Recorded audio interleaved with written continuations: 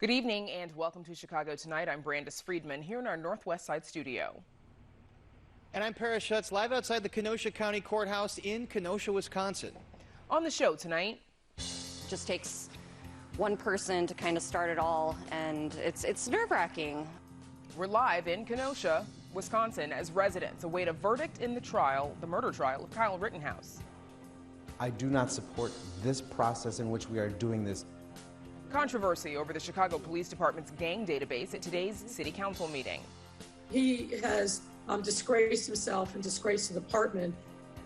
A possible race between Mayor Lori Lightfoot and Police Union President John Catanzara. Our Spotlight Politics team weighs in. Advocates are calling on the Biden administration to cancel student debt as new loan changes come into effect next year. I built this place with my kid who was 1 crawling on the floor and no one was coming in, so we lived right above for 3 years. Meet a local entrepreneur who's pouring his love of bikes and coffee into a new business.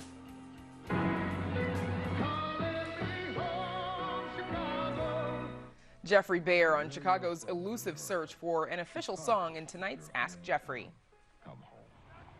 And Brandis, as we mentioned, I'm co-anchoring tonight live outside the Kenosha County Courthouse in Kenosha, Wisconsin. We'll have the latest on some testy exchanges both in and outside of the courtroom, and the latest on how Kenosans are preparing for an eventual potential verdict. But first, we toss it back to you. Paris, we'll see you soon. Thanks. And now to some of today's top stories. People returning back to their communities after release from prison could be getting some support from a new city agency. Today, Mayor Lori Lightfoot signed an executive order establishing the Interagency Re-Entry Council. The council will be composed of city departments, agencies, and community groups, and will prioritize helping people returning from prison with establishing economic mobility and access to health care and housing. Reporter Heather Sharon will be on the program later on to discuss more news out of the mayor's office and city council today. Another Chicago area politician caught in a federal bribery probe. While pleading guilty to a federal bribery charge today, former Crestwood Mayor Lou Presta says he's retired as the mayor of Southwest Chicago suburb. According to the plea agreement, Presta accepted a $5,000 bribe from an executive of a red light camera company, Safe Speed, while running for Cook County Commissioner. The money given by the red light camera executive, who was cooperating with the FBI, was in exchange for more cameras and revenue from existing cameras in Crestwood. The city's school district is coming up with contingency plans for the winter as COVID numbers rise. Chicago Public Schools CEO Pedro Martinez says the district is devising health metrics and plans for responding to possible outbreaks and how to close schools if necessary. Ahead of Thanksgiving break, Chicago is averaging 465 new COVID cases per day, an 11% spike compared to 1 week ago, according to city data. Now that the COVID vaccine is approved for kids 5 and older, CPS says it's trying to get more students vaccinated, including a cancellation of classes last Friday for Vaccine Awareness Day. And up next, we're live from Kenosha with local reaction to the murder trial of Kyle Rittenhouse. Stay with us. Chicago Tonight is made possible in part by Alexandra and John Nichols, the Jim and Kay Mabey family, the Polk Brothers Foundation, and the support of these donors.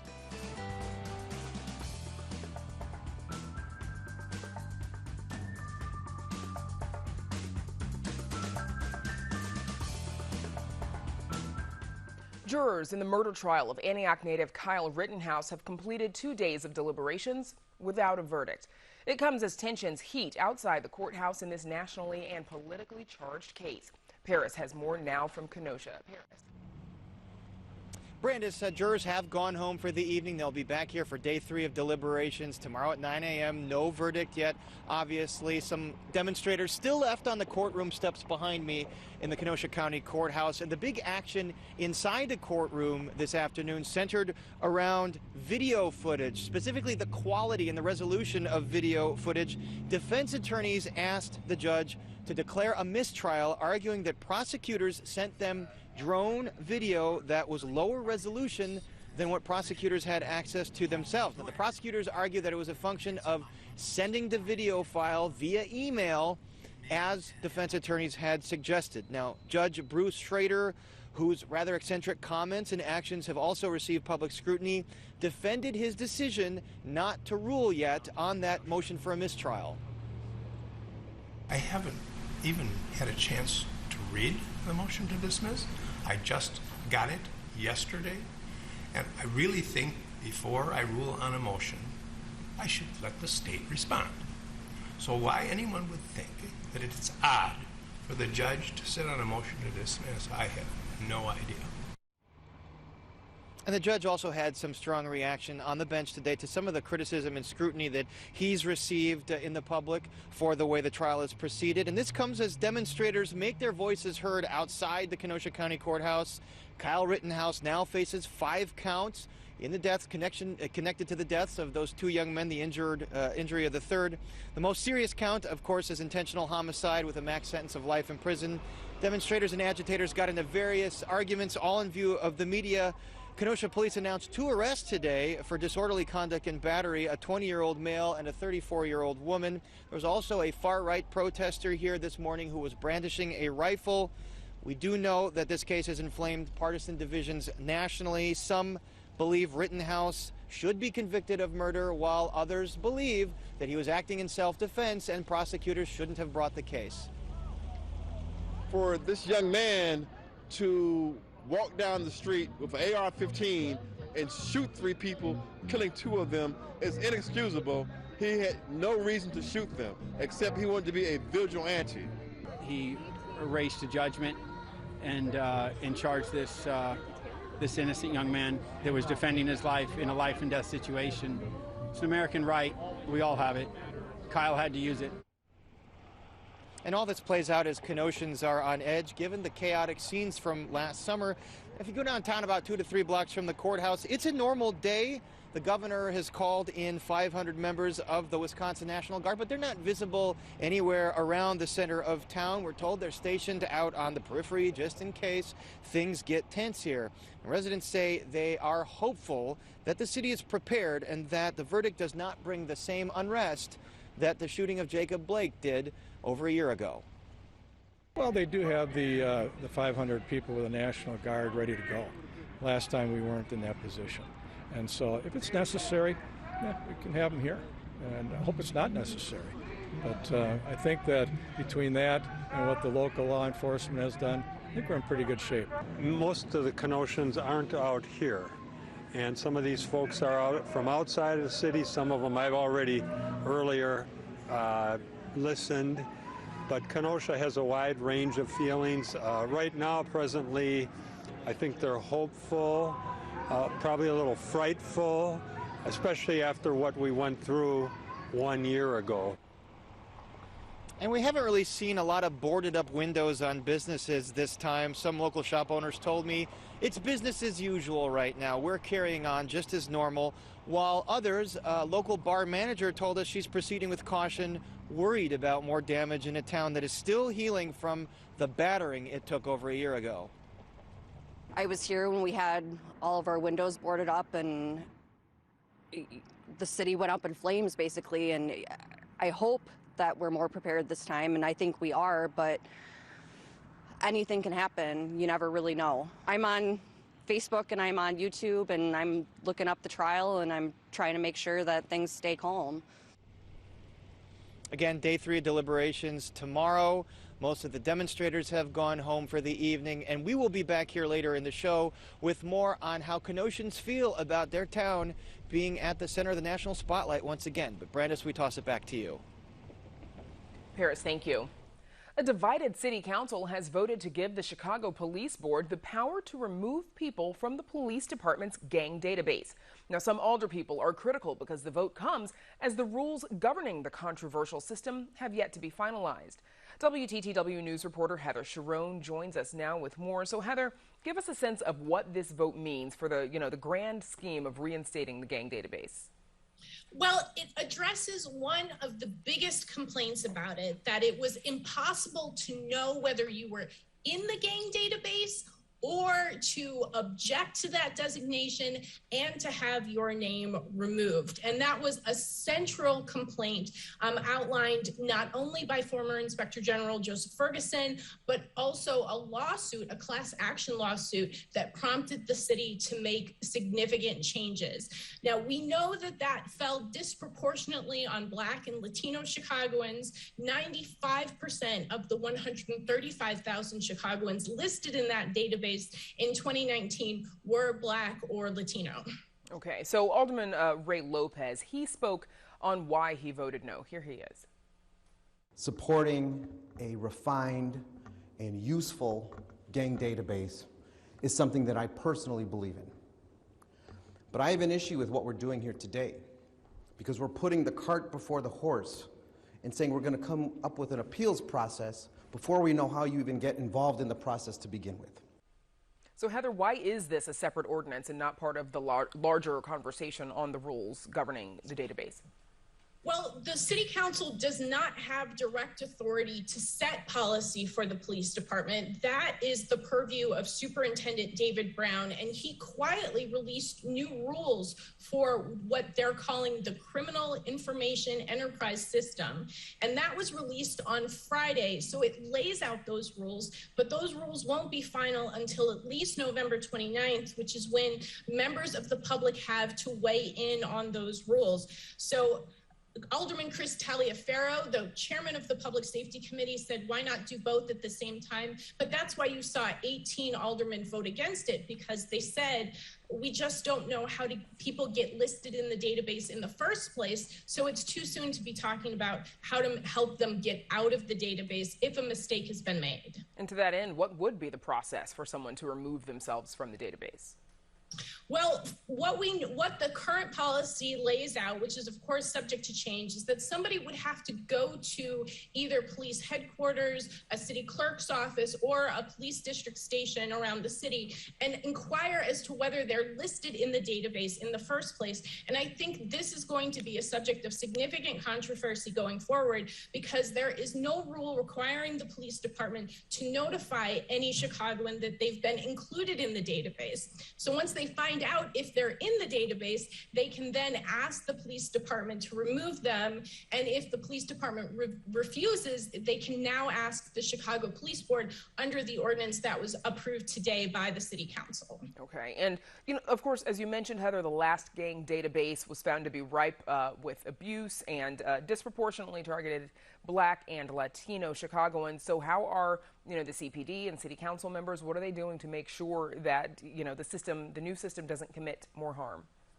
Well, we just simply don't know how the new system will work. And I asked Mayor Lori Lightfoot that after today's city council meeting, whether she was confident the new system had enough checks and balances in place to be useful for the police department while protecting Chicagoans' rights. And she said she was confident, but that if changes needed to be made, they would make them. However, this is something that will be something that aldermen and us will be keeping a close eye on, because so many Chicagoans said that they had trouble finding jobs or renting an apartment, and some were even deported by federal immigration agents. So this is a serious issue for many Chicagoans.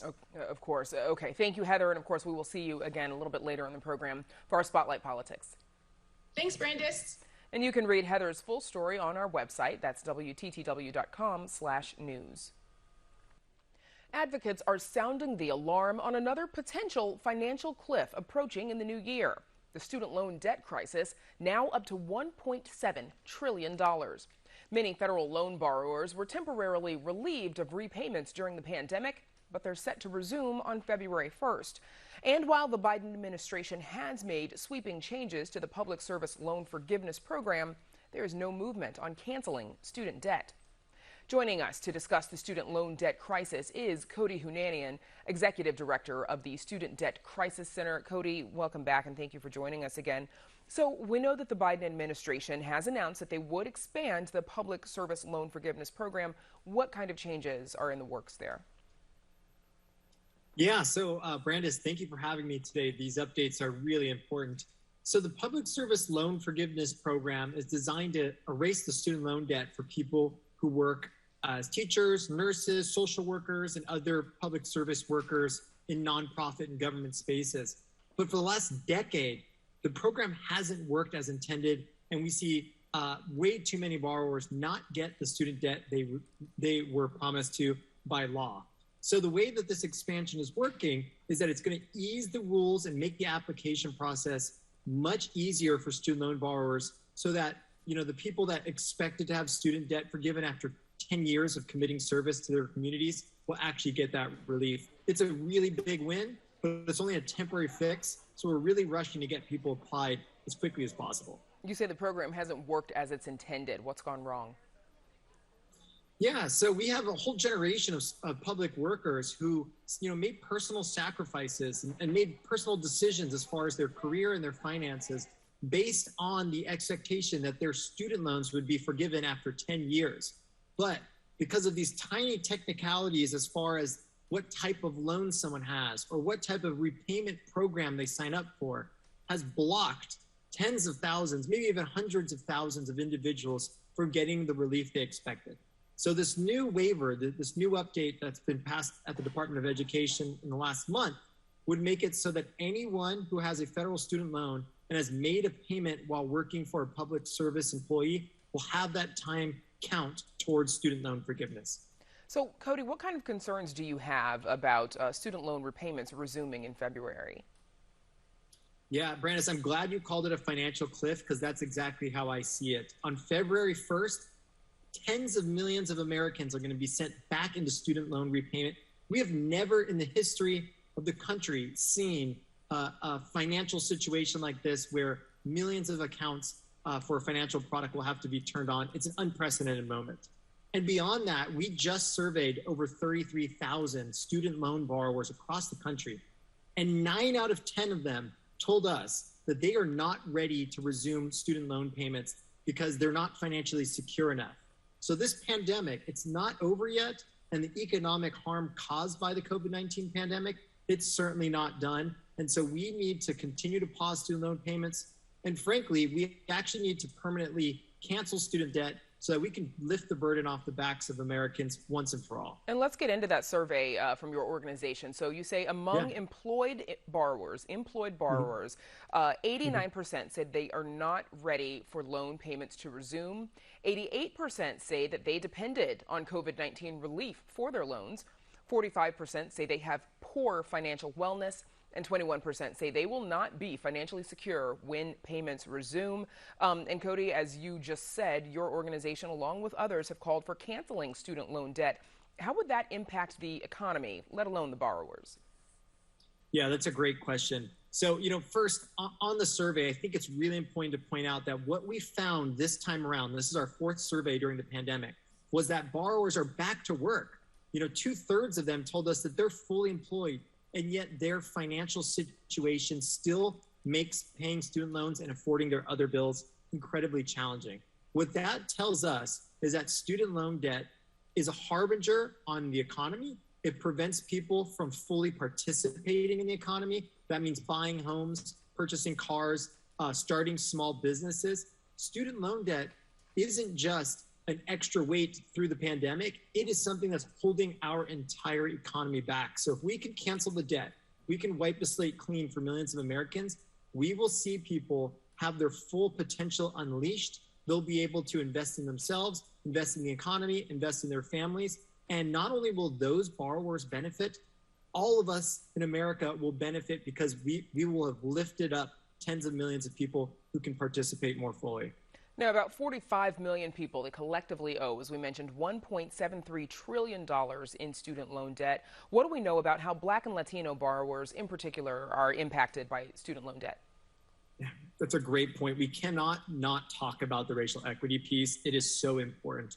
So we know that Black and brown borrowers have to take on more debt to pay for school, and that's because they lack what we call generational wealth. Systemically and historically, Black and brown people have not been able to develop the long-term wealth through purchasing homes, inheritances, all of that. And so Black and brown young people have to borrow more to pay for school. They face more obstacles when it comes to repaying their student loans. There's some data that suggests that after 12 years, the average Black borrower owes more than when they originally borrowed. And that's not for a lack of trying or making payments. And then 3, we also know that Black women are particularly impacted by student loan debt, even though they attend graduate school and higher levels of education at a higher proportion. And so when we talk about canceling student loan debt, what we're really talking about is a racial equity plan that helps address the wealth gap between those that have wealth and those that do not, and that is inherently tied to race. Okay, a lot to think about there. Cody Hunanian, thank you so much for joining us. Thank you, Brandis. It's really a pleasure to talk about this topic. Up next, how a local entrepreneur is brewing coffee and bicycles into his own blend. Stay with us. I come from a people that not only found a way to survive through the most horrific circumstances, but they thrived. I could not save one of the boys of color in my own life. If my family could be exposed to this horror, then really it could happen to anyone. We are truly all in this together.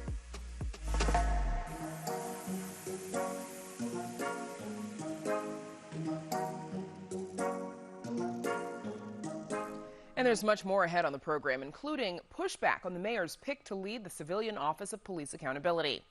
But first, there are numerous coffee shops and bike shops all across Chicago. But one local entrepreneur is pouring his love for both of those activities into his business in Lakeview. Chicago Tonight's Joanna Hernandez met the business owner to learn more. Michael Salvatore has combined two things he loves, coffee and bicycles. The idea of pairing bikes and coffee actually came about because we did a lot of street fairs, we did a lot of festivals. We couldn't afford rent there, obviously, in New York. It was really easy to see how people were engaging with me when they had drink or coffee in hand. And I thought, you know what, let's create that environment permanently. Salvatore is a fifth-generation Chicagoan, but when he lived in New York, he and his buddies started a bicycle business from his basement. That concept slowly evolved when he opened his first shop, Heritage Bikes and Coffee in Lakeview. For me, it was just a term to celebrate not only my family heritage in Chicago, but also the cycling heritage. In Chicago, we have come from a rich history of Schwinn, of Murray, of all these manufacturers that once used to be here, the epicenter of cycling.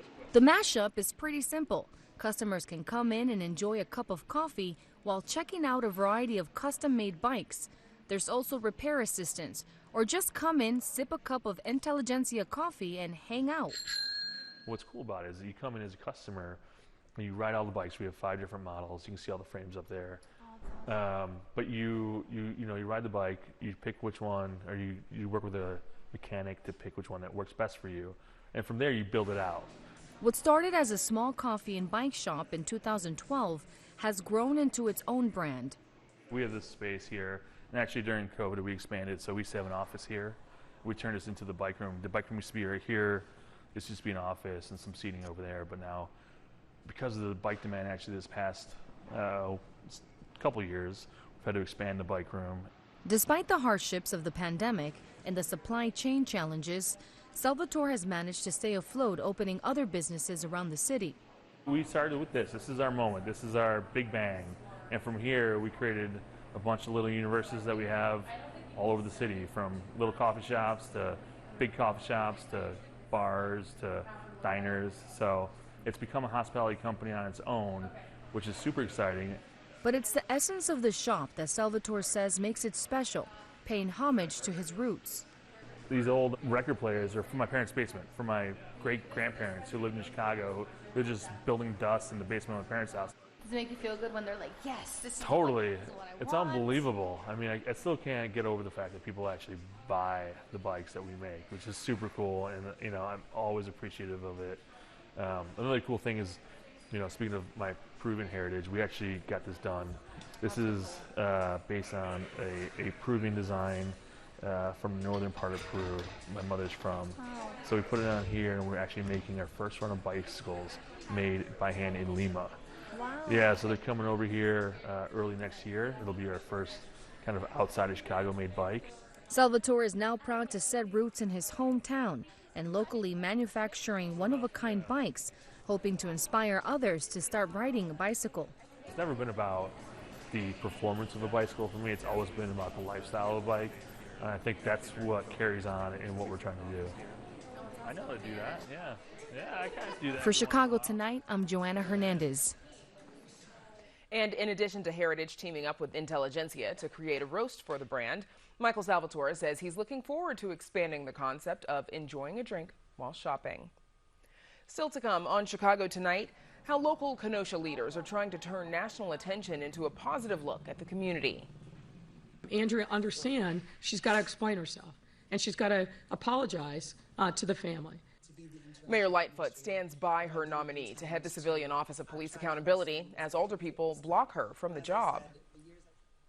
Plus, a mayoral tiff, an indicted alderman, and even Rock Hudson. Jeffrey Bayer is here with more on the search for an official Chicago song. But first, some more of today's top stories. A lawsuit against the city's police department is settled 10 years after its filing. In October 2011, the Central Austin Neighborhood Association sued the city alleging disparities in police responses to 911 calls in Chicago's neighborhoods. Since the filing, data and analysis has shown longer response times and a lack of police to deploy for emergency calls in black and brown neighborhoods compared to predominantly white areas of the city. The American Civil Liberties Union, which filed the suit, says police must now improve response times as well as the recording and publication of 911 call data. A prominent member behind Chicago's entertainment scene is accused of using hidden cameras. Michael Johnston, co-founder of the Chicago music label Audio Tree, which also owns venues Lincoln Hall and Shuba's, was in court today in connection to a felony charge of making an illegal recording in a bathroom. The case goes before a Cook County jury next month. Johnston and his wife were also named in a civil lawsuit filed by two recent DePaul University graduates who allege the couple secretly recorded them changing while house-sitting Johnston's Roscoe Village apartment. Earlier this week, Audio Tree announced that Johnston was out as CEO of the label. Now we head to Kenosha, back to Kenosha, Wisconsin, where Paris has been covering demonstrations around the Kyle Rittenhouse trial. Paris.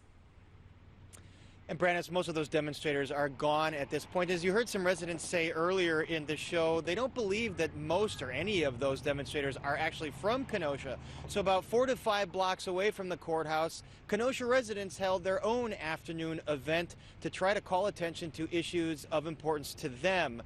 Now, earlier I spoke with Kyle Johnson, who is the head of a group called Black Leaders Organizing Change. I asked him how residents feel about this national spotlight coming back to their town. Folks in the community really want to figure out how we heal and how we move forward as a community together.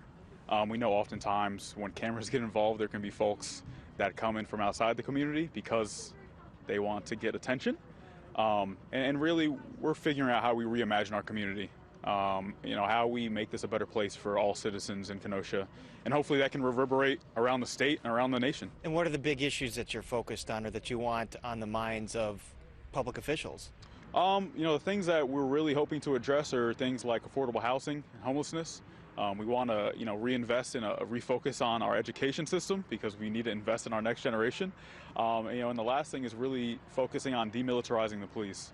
We know that the equipment that law enforcement gets from, the military at a cheap discount just because it exists from all the wars that we've been constantly a part of. And, I think the bottom line is cops don't need that kind of equipment. Things like Bearcats that we saw out here on the streets last week. We should never see those kind of things in American communities. So we want to make sure that, cops are able to do their job in a functional way, but also acknowledge and realize we don't need this kind of equipment that's built for war on American streets. When you see some of the protesters and demonstrators at the courthouse today and what happened last summer, it seems like most people are not from Kenosha that are here making noise. Does that help or hurt the city of Kenosha in accomplishing these goals that you want to accomplish? I mean, I know it helps because people care. Folks wouldn't be here if they didn't care. We all know there's going to be some folks that come into the community whenever there's cameras to try to garner attention. We saw some folks from St. Louis yesterday stroll on through, never heard them talk about Kenosha or how they care for the community before, don't know their connections to the community, but they were here nonetheless. But we know a lot of folks are here because they do care, and they do want to help us heal They do want to help us reimagine how we move forward as a community. I mean, a lot of folks are coming up from Racine, and these communities are like sister communities. There's so many ties. Folks live up there, work down here, live down here, work up there. So a lot of folks that are here from, surrounding areas and really just want to figure out how, we can move together and how we can heal, not only as a city, but as a region. And certainly, no one wants to see the kinds of scenes that we saw last year in Kenosha. Do you feel like the community has made strides in the last year in healing from that? Absolutely. Absolutely. I mean, I think you can look around. Last year, you would have seen wooden boards on all these buildings, downtown included. We had a fence around the courthouse that cost $500,000, and we don't have that this year because we've put in the work to try and get folks to buy in about the need for healing and the need for reimagining how we approach things. We can't do the same recipe and expect a different result. And I got to ask you, because nationally this case is viewed very politically, and people are kind of in their camps politically on how they feel about Mr. Rittenhouse and what happened. Is that the way Kenoshans see it? Are they divided politically like that? No, I think at the end of the day, if there's something that everybody can agree on, and in my communications with fellow community members and my conversations with other folks that live here, we agree that having vigilantes is never the way to go about things. And at the end of the day, we did have a vigilante in our community. It ended in death, ended in destruction, ended in murder, and we don't need that. That's Kyle Johnson, the head of a group called Black Leaders Organizing Change. Day 3 of deliberations in the Kyle Rittenhouse murder trial tomorrow. We will be back here tomorrow for that. And Brandis, I'm going to join you in just a second for Spotlight Politics. So now I toss it back to you. That's right, Paris. We'll see you in just a bit. Thank you. Up next, our Spotlight Politics team with a look at a potential Chicago ward map deal. Stay with us.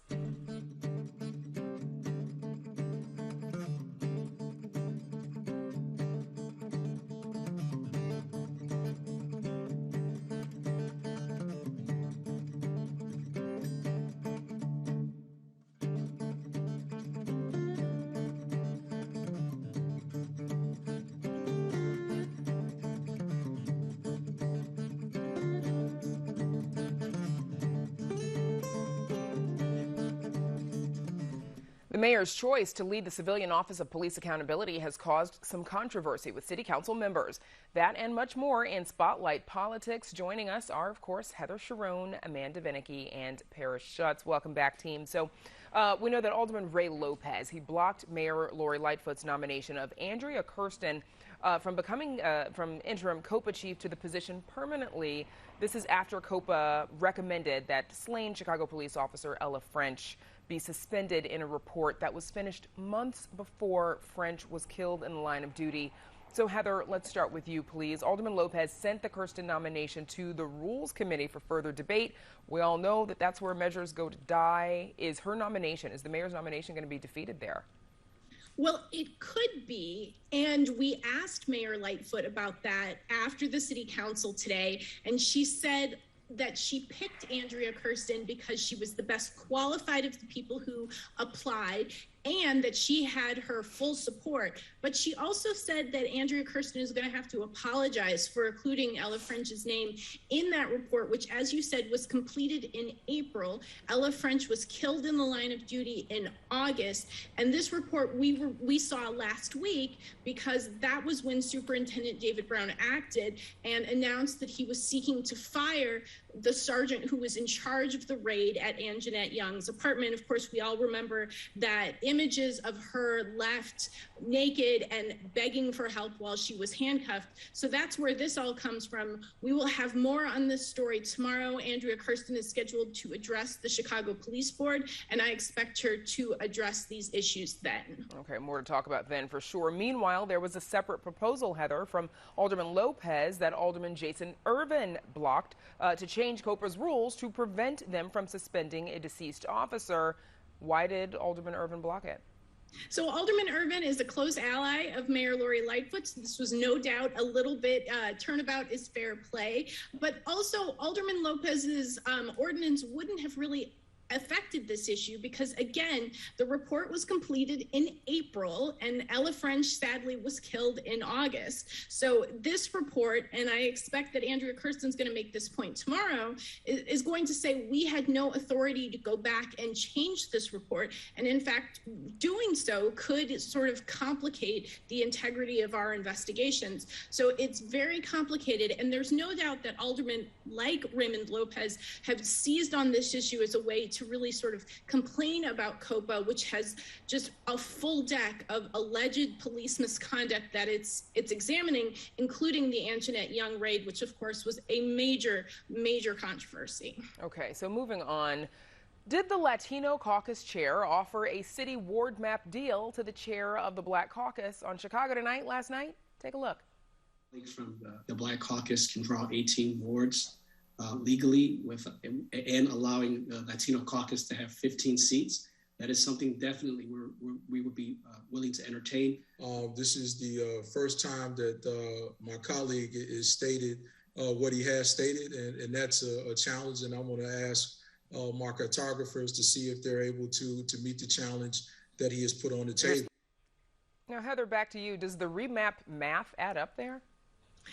I don't think it does. I think if there was a ward map that you can draw with 8 wards with the majority of 18 wards with the majority of Black voters and 15 wards with the majority of Latino voters, it would be over and we would all be getting ready for Thanksgiving with a clear deck. But that I don't think is possible. It's also complicated by the commitment of both the Black caucus and the Latino caucus to create a ward centered around Chinatown that would have a majority of Asian American voters. So math was never my strong suit in school, but I don't think it adds up. And that's why I expect this to come down to the wire November 30th. The deadline is December 1st, and why it may ultimately end up in the hands of Chicago voters via a referendum. So to that end, Amanda, the new map needs 41 votes by December 1st.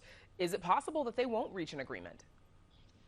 By December 1st, and you had the mayor today calling for there to be an agreement before that because she wants to follow through on these campaign pledges of transparency and bringing in the light and making a proposed deal public for you, me, all residents of Chicago to be able to glance at and weigh before there is an actual vote.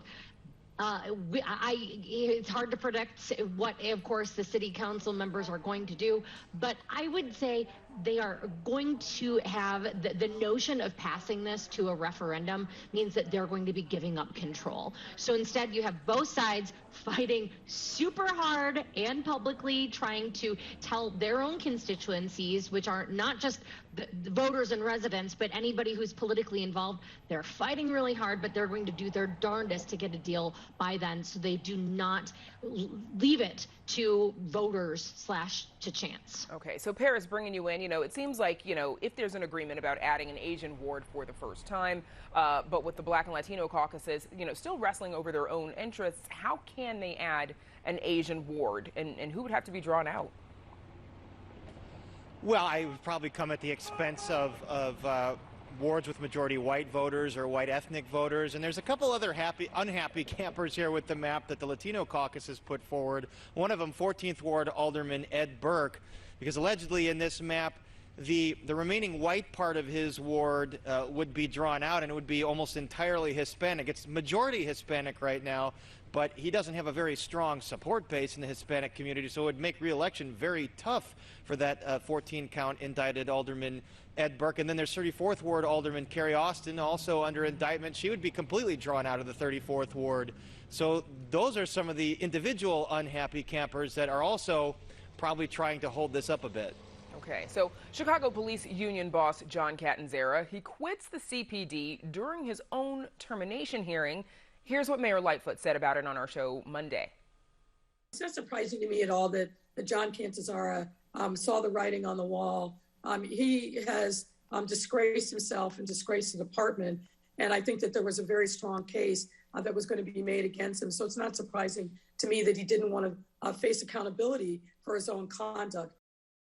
Now, Heather, John Catanzara was unapologetic on the witness stand. Remind us why he's facing termination and why he thinks running for mayor is the next logical step.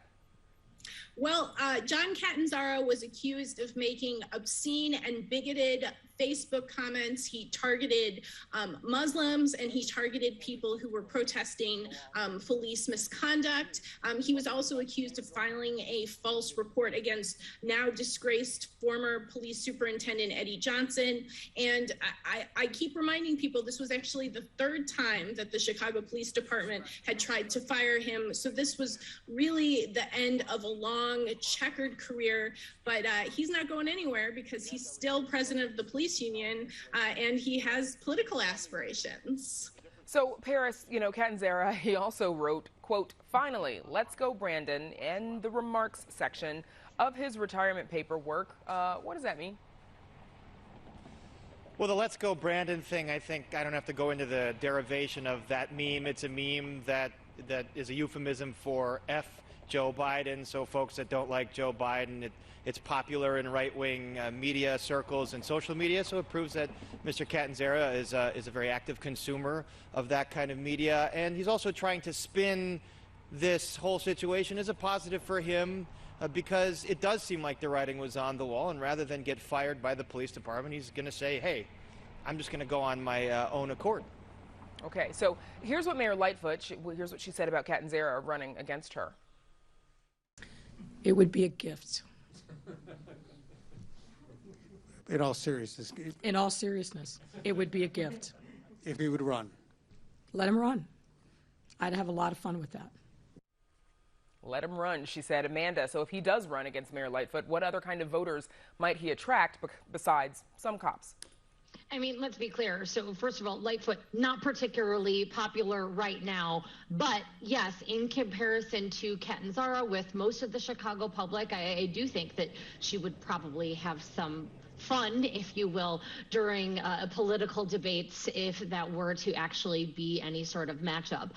Who would he have on board? You're right, the police. And by the way, his kind of continued path here is interesting, I think, as the police department, people perceive the union, who of course elected Catanzara as their president, that's what people are going to perceive when they have interactions with cops, that he is sort of the face of the CPD. Who else will he get? Perhaps some of these folks who really are upset with the direction the city of Chicago is taking. But I would say the big takeaway here, it may not well, particularly if Lightfoot remains as weak as she is now, it may not just be a Lightfoot-Catanzara matchup, that anybody else still could enter this race. It's a ways away. And so that's what really will gauge who would vote for who once we get a better inclination of what that 23 race is going to look like. Absolutely. So Heather, Catanzara, he leads the police union that still has the lowest vaccination rate of city workers at 62%.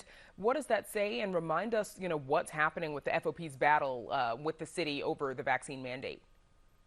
Well, it shows that the police department has a long way to go to get fully vaccinated, which is, of course, supposed to happen by the end of the year. So we're about a month and a half away from that. And this is all tied up in court. And it's not clear whether an arbitrator will rule in the mayor's favor and allow her to terminate city workers, including police officers, who don't comply with the mandate. But it's also clear that the mayor has no appetite to fire thousands of officers, especially when it's, we're in the midst of a crime surge of gun and gang violence. So it's a very fraught situation. And it's not clear, I think, how it all ends up. But it is clear that this resistance to the vaccine mandate is centered in the police department and to a somewhat lesser extent by the fire department, because right now they only have to report their vaccination status, and there are still thousands of officers and hundreds of fire department members who have refused to do that, and some have stopped being paid by the city as a result. Okay, so heading back to Wisconsin, Paris, while the jury is deliberating in the murder trial of Illinois teenager Kyle Rittenhouse, courthouse demonstrators confronting each other. Paris, you've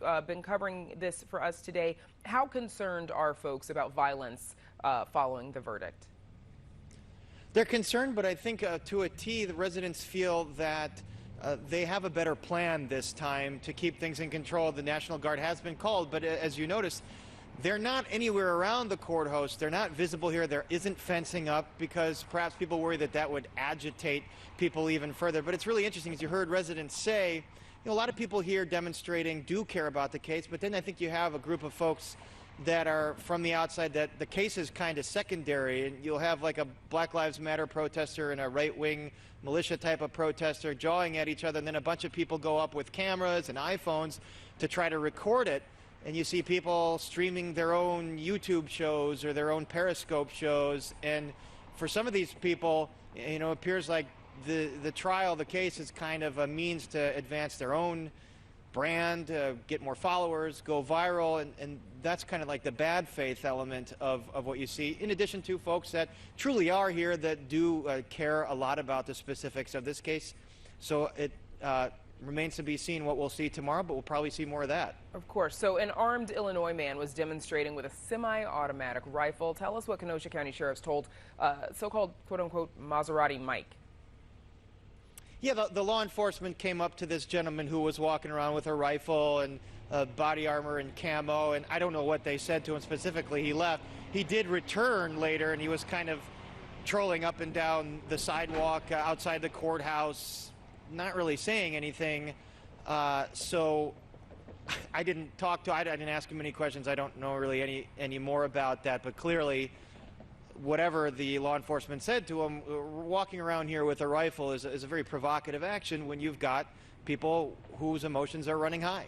Especially. So before we let you all go, Amanda, quickly, Governor Pritzker signed a new election law. Tell us about that. Yeah, this is an election law. Really, it's going to carry over many of the changes that were made previously. But what is different this time around is, first of all, it bans dark money contributions and out-of-state money for judicial races, just for judicial races. And that's an interesting tactic, given that we do expect to see the balance of the Illinois Supreme Court put to voters next year. Right now, Democrats control every facet of Illinois state government, and Republicans really see the Supreme Court as their one opportunity. So that's a big change. And also something that disabled advocates have been really wanting. There is a guaranteed ability for those who are in wheelchair access or need other accessibilities when they are voting to be given that, and then there will be a task force examining disability voting capabilities and rights as well. Okay, we'll have to leave it there. That's Spotlight. Heather Sharon, Amanda Vinicky, and Paris Schutz. Thanks, everybody. Up next, the search for Chicago's official song in an encore edition of Ask Jeffrey. Stay with us.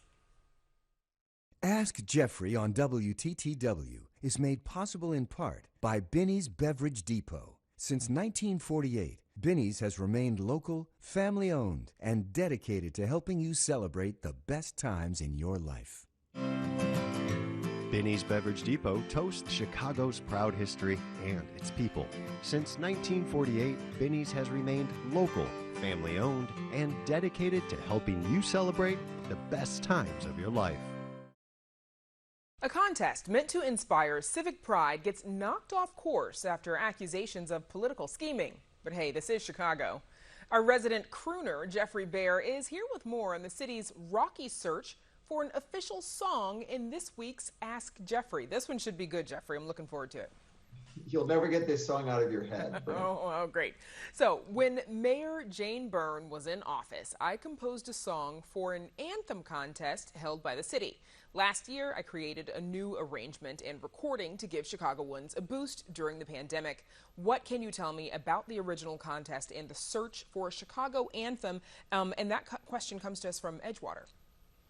Okay, so let's take a quick listen to part of the song by Mr. Burgard, who actually describes himself as a retired onion peddler from Edgewater. And when twilight falls on the prairie, you twinkle like the stars, oh so heavenly by your inland sea. Chicago, you're our home.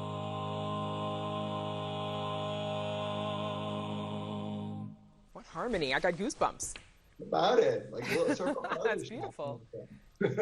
So the story of the anthem contest begins in 1982 when 36th Ward Alderman Louis Farina stepped up to the podium at an official city luncheon. And since the city had no anthem back then, his walk-up music, which was not chosen by him, was Frank Sinatra's rendition of My Kind of Town, which set a sort of a nightclub tone. The embarrassed Alderman Farina decided the city needed something a little more dignified, so he pushed a resolution through City Council to launch an official search, which was backed by then Mayor Jane Byrne. After Byrne took over the contest, she assembled a search committee of 20 local composers, musicians, TV personalities, and philanthropists, and she put up $5,000 from her own campaign fund as a prize. The rules were quite simple. Write a song that embodies the history of Chicago. The winner was going to get to perform in front of city council and have their anthem immortalized at city lunches and events. So what kind of response did the city get?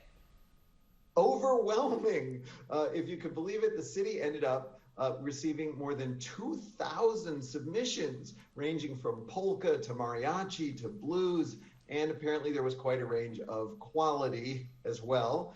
Finally, in July 1983, the judges named a winner, a freelance musician from Evanston named Jeff Jacobs, for his entry called Song of Chicago Alive. Now, unfortunately, we couldn't find any recordings of that song or get in touch with Jacobs, but we did find some lyrics. The song ends with these lines: "Stand with the strength of the old water tower through hardship and victory. Tall as her skyline in pride and power, Chicago is home to me." Now, of course, Jeffrey, something tells me that's not the end of the story. That's right. As you can tell by the fact that we couldn't find any recordings of the song, the story does not have a happy ending. This is Chicago, after all, where everything, it seems, even good, a feel-good song contest becomes political. One challenge was that the original sponsor of the whole thing, Alderman Louis Farina, was convicted of extortion in 1983 and spent 13 months in jail. So much for dignity. A bigger problem was that Mayor Jane Byrne lost re-election that same year to Harold Washington, who became Chicago's first black mayor. And according to newspaper reports at the time, Washington wasn't a fan of the winning song. After hearing it twice, he reportedly said simply, "I am not moved," and the song was discarded. The mayor's press secretary told the New York Times that Washington wanted a song to capture Chicago's history and diversity, specifically wanting to hear a mention of Jean-Baptiste Pointe du Sable, of course, as Chicago's first non-native settler and a person of color. But the contest's now jilted winner, Jeff Jacobs, speculated the decision was politically motivated. One of the anthem's defenders was none other than Alderman Ed Burke, one of the ringleaders of the council wars that pitted 29 mostly white aldermen against Washington's entire agenda. So Jacobs never did receive the promised $5,000 prize, and most of the judges resigned in protest. But the controversy did get the song played on radio stations as far away as California.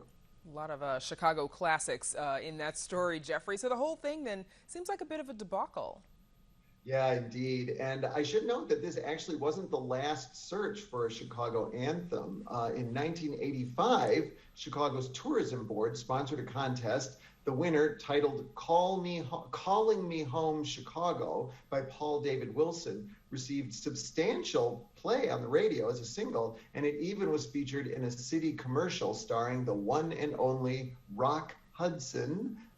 You have got to see this.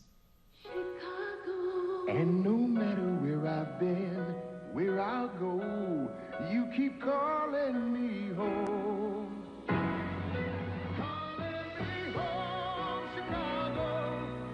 No matter where you're from in America, Chicago is your hometown. Come home. It's a feeling that calls me. Well, little Roy. Chicago is calling me home. Yes. So there were several other attempts to establish a song. After that, they went nowhere. So bottom line, we're hoping we fulfilled our questioner MJ's hope of giving pandemic-weary Chicagoans a little uplift with his song. Well, absolutely. Well, and I was uplifted by this segment. Thankfully, Chicago is a city that has a lot of songs that have been written about it. Jeffrey, thank you for joining us, as always. My pleasure. And you can hear the song in full on our website, as well as find more details about the search for an official Chicago anthem. While you're there, don't forget to submit your own question to Jeffrey Baer. That's at WTTW.com/AskJeffrey. And we're back to wrap things up right after this.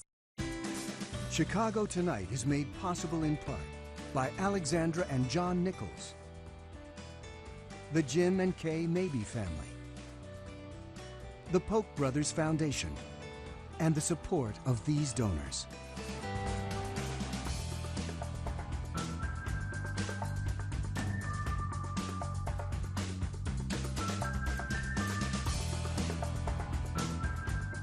And that is our show for this Wednesday night. Don't forget to stay connected with us by signing up for our daily briefing.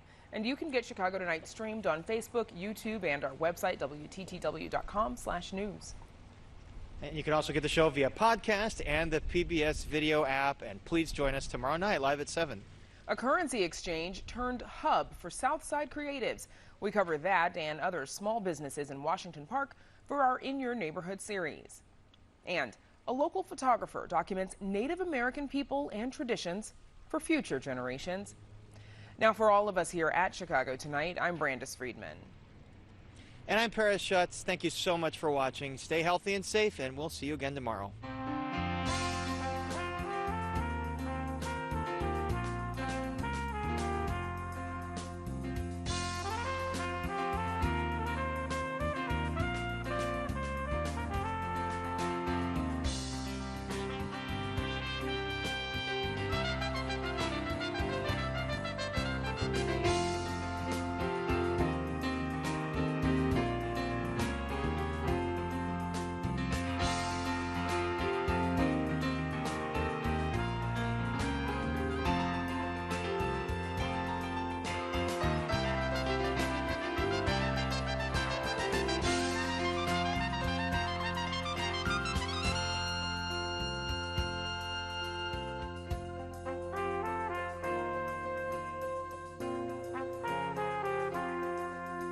Closed captioning is made possible by Robert A. Clifford and Clifford Law Offices, a personal injury law firm pleased to give back to the community through numerous charitable initiatives.